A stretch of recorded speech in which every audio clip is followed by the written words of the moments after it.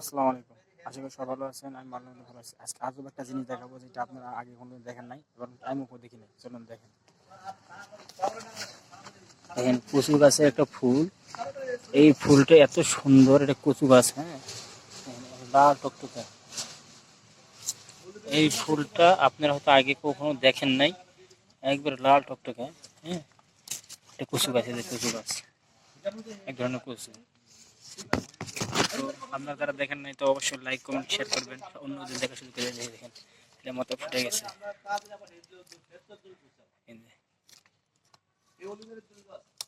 এটাতে এটা সবুজ আছে, পাখানে এখনো এদিকে পাকিয়ে গেছে।